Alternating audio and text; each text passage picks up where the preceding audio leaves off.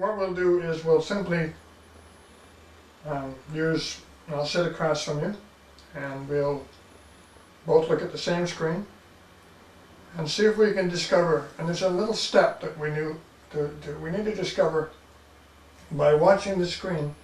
Periodically the heart signal will it's variable, and all of a sudden, just for 2 or 3 seconds, all of these little peaks will stand up. And in that instant, there's a very subtle change in condition. And by noticing that and connecting in a sort of in a global sense, what is it that's occurring, in simply a way to affirm, it's like I see you, but I feel you, and it's like you get, right? And and when we notice that, this sensing feeling, when cultivated,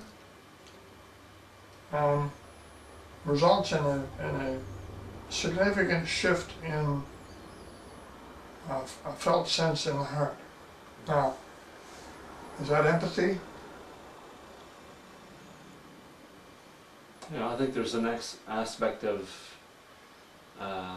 empathy that's covered by that, or is in resonance with that. Yeah, absolutely. So what? There isn't anything to do, but to investigate as to, is it possible to notice these little brightenings, we could call it, associated with a feeling in the body. And then with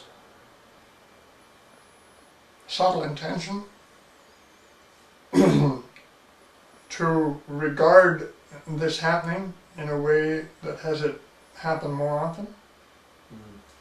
And then to regard what happens when the two of them happen together. And accentuate. There is a little game that it's basically in the same way we take the peaks and produce a line. We take the peak and we make a butterfly behave as if it were on the peak of it. And so the butterflies will scatter around in the sky, and then occasionally they come together. And then when they come together, then they move in a predictable way. Okay. And the software, the extra step after we get coherence, there's another step that this guy has pioneered, this algorithm that is totally secret, and nobody has been able to pry any clues, even to the extent of saying to them, so what if I want to help somebody learn this? I need to know a little bit about the model. I get no responses.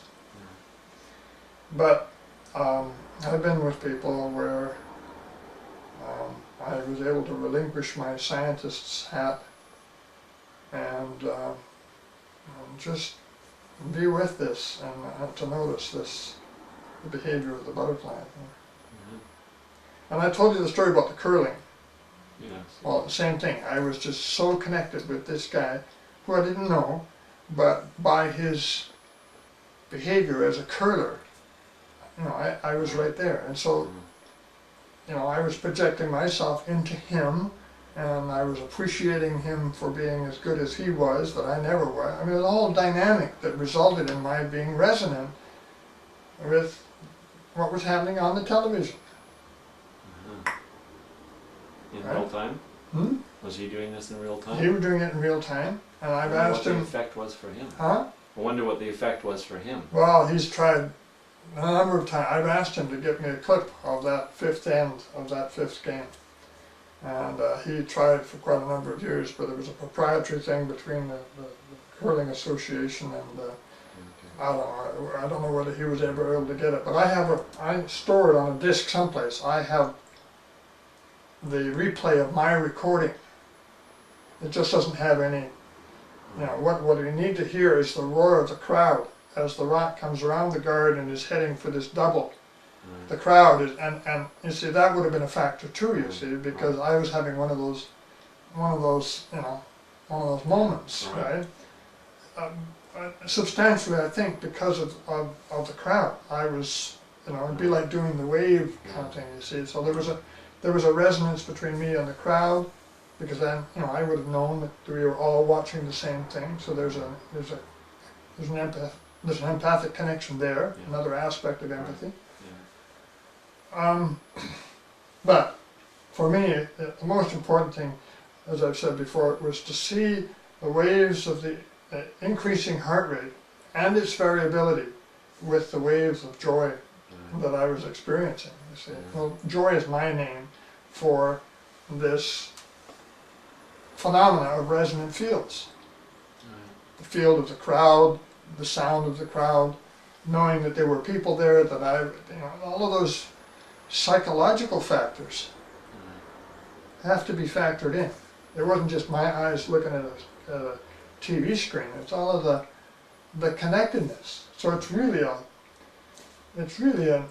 eco-holistic moment that gave rise to this experience. Tears fell out of my face. Wendy came in and said, "What are you doing?" I was hooked up to this. So I was able, with that software, I could go in and I could clip just that portion. It might have been a 15-minute saved session. So it's quite advanced in regards to being able to record the behavior of the lines all the way through the whole session, which we cannot do with this software.